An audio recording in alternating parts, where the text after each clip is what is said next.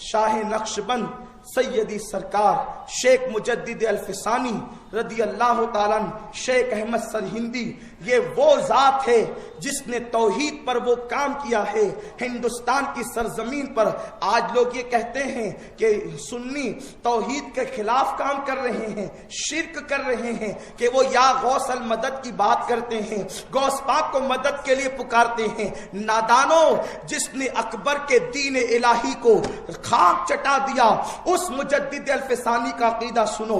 وہ مجدد الفسانی جس نے توحید کے پرچم کو ہند کی سرزمین پر بلند کیا، جس نے ملحدوں کو خاک چٹایا، جس نے عظمت توحید کے لیے گوالیر کے قلعہ کے اندر جیل کی سلاخوں کے پیچھے جانا گوارا کیا، لیکن باطل کے ساتھ اتحاد کرنا گوارا نہ کیا۔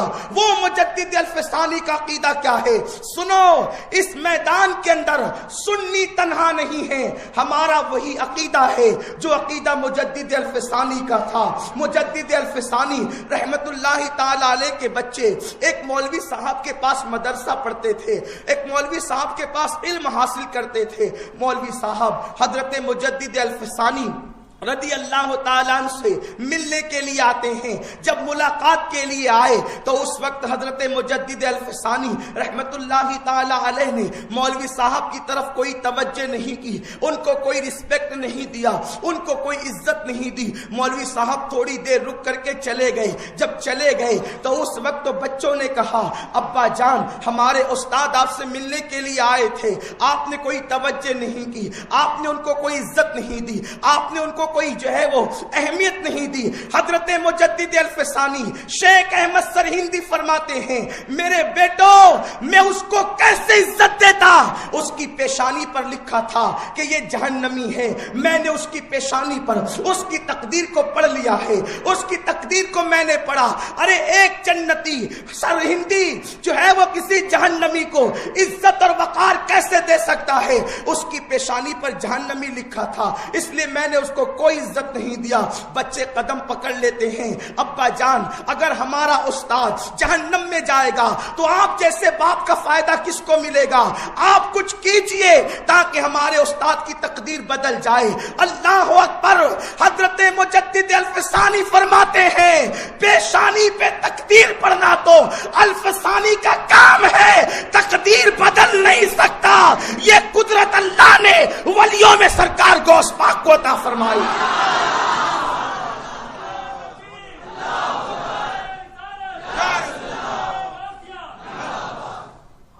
تقدیر کی 3 قسمیں ہیں اور اس میں بھی کئی قسمیں بیان کی گئی ہے۔ بعض تقدیریں تو وہ ہے جو ہماری اپنی دعا سے بدل جاتی ہے، بعض تقدیریں وہ ہے جو اولیاء اللہ کے اشارے سے بدلتی ہے، جو ہماری دعاؤں سے نہ بدلے، جو عام ولیوں کی دعاؤں سے نہ بدلے، اس تقدیر کو غوث پاک بدل دیا کرتے ہیں۔ مجدد الفسانی کہتے ہیں کہ میں آج کی رات سرکار غوث پاک کی بارگاہ میں عرضی پیش کروں گا، اگر وہ توجہ کر دیں تو تمہارے استاد کا بیڑا پار ہو سکتا ہے۔ کب کہا؟ غوث پاک کے پردہ فرمانے کے 450 سال کے بعد کہا۔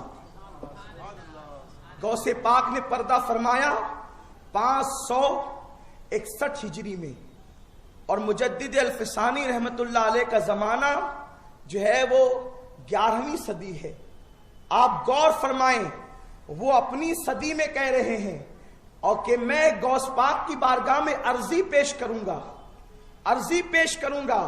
وہ سرہند میں ہے، غوث پاک کا مزار بغداد میں ہے، تو کہاں سے عرضی پیش کریں گے؟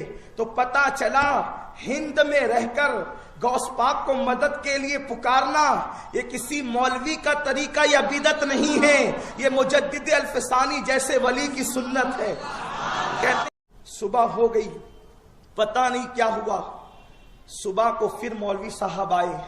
حضرت مجدد الفسانی نے اس مولوی صاحب کو اپنے سینے سے لگا لیا۔ بیٹوں نے عرض کیا، ابا جان کل تو کوئی عزت نہیں دی، کل کوئی آپ نے اس کو اہمیت نہیں دی، آج استاد جیسے ہی آیا آپ نے اس کو سینے سے لگا لیا۔ حضرت مجدد الفسانی فرماتے ہیں بیٹو کیا کروں، کل اس کی پیشانی پر جہنمی لکھا ہوا تھا، آج جب صبح کو اس کی پیشانی دیکھا تو اس کی پیشانی پر جنتی لکھا ہوا تھا۔ بیٹوں نے کہا ابا ایک رات میں جہنمی جنتی کیسے بن گیا؟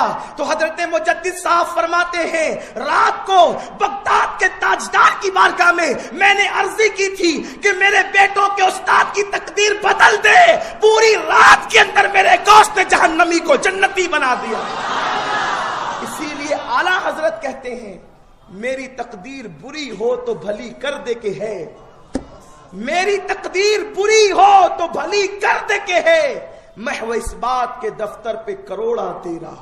یا غوث اعظم اگر ہماری تقدیر بری ہے تو اس کو بھلی کر دیجیے، کیونکہ اللہ نے آپ کو تقدیر کے دفتر پر اختیار عطا فرمایا ہے۔